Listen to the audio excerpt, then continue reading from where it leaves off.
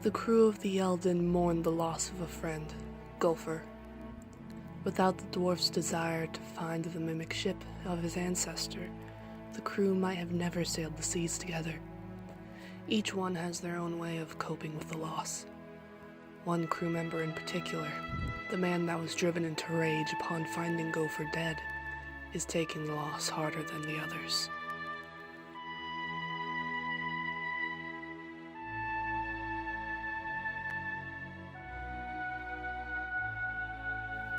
There is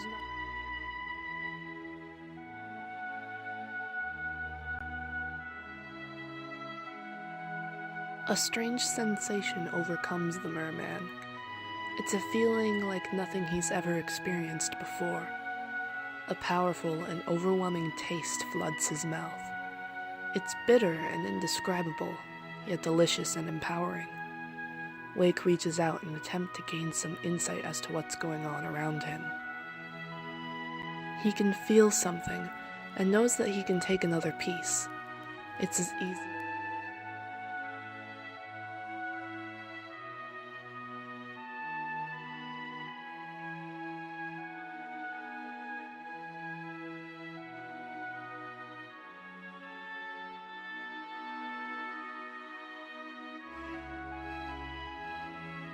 His vision starts to return. However, there is a haze of red over Wake, as though his eyes are still adjusting to the darkness around him. Even with his sight impaired, Wake knows that he can gain more context to his surroundings. Something is beginning to move in front of him, a humanoid creature. Wake reaches out and grabs and grabs and grabs and continues to eat.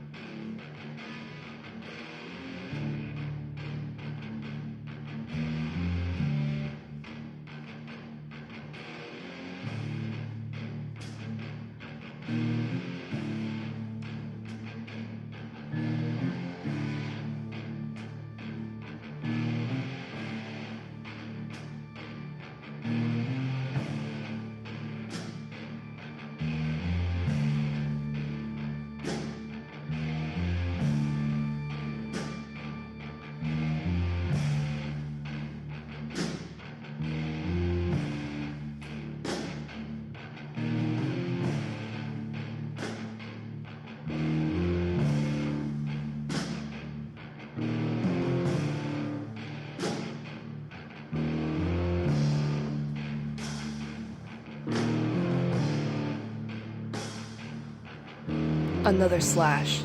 Before him are the naval officers that were blown up on Jahal Cove. They scream in agony.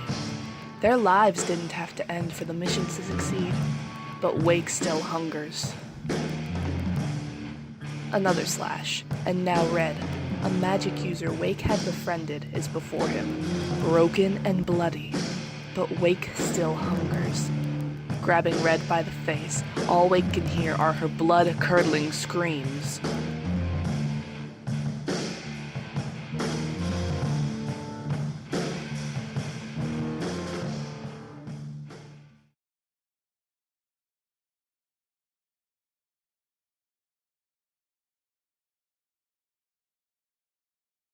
Wake snaps out of his dream, but falls into another. Standing before Wake is a ghoulish version of himself, driven mad by power. The replica's hair is matted and mangled, with eyes that can only be described as deranged. Blood stains the monster's blue scales. Crimson drips from its mouth, hands, and spear. The undead Wake turns to his living counterpart and prepares to strike.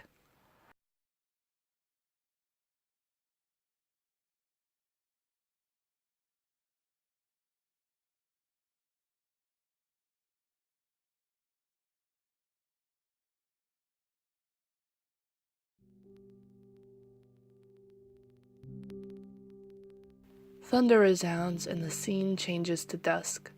Wake stands on a still, mirror-like ocean.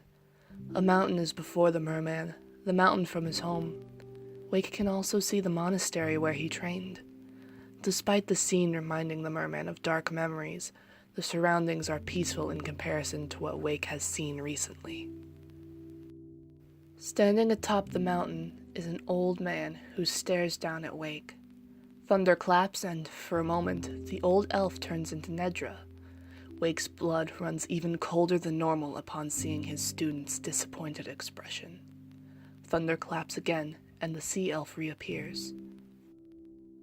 Deep within him, Wake knows that this is Master Defilos standing before him. The young monk can easily recognize the gi and trident of his former master. Even if what Wake is experiencing is merely a dream, a part of him is happy to see Master Defilos alive. Wake tries to speak, but his words get caught in his throat, his master's gaze freezing him in place.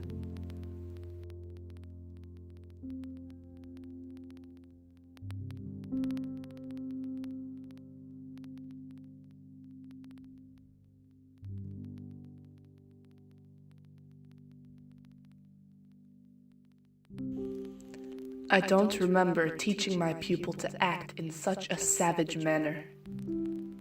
Master Defilos' voice rings through the area, conveying anger, shame, and disappointment. My teachings were never meant for you to act so harshly. They were meant for you to see things, that your decisions are clear like the water you stand upon, like the ones that Kelpie lends to this place.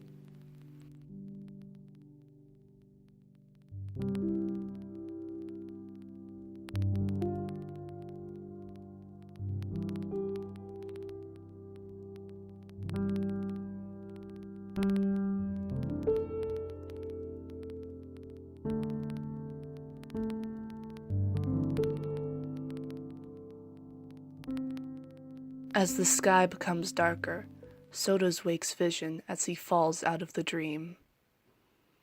Defilos leaves Wake with a warning.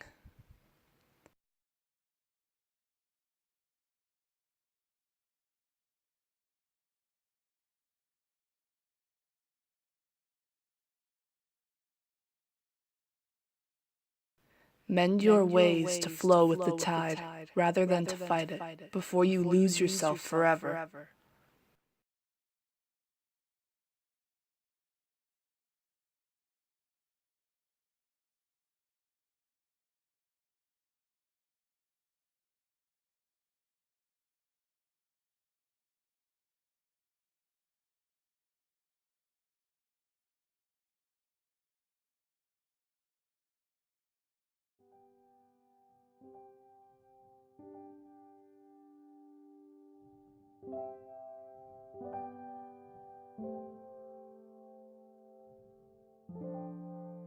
Awake.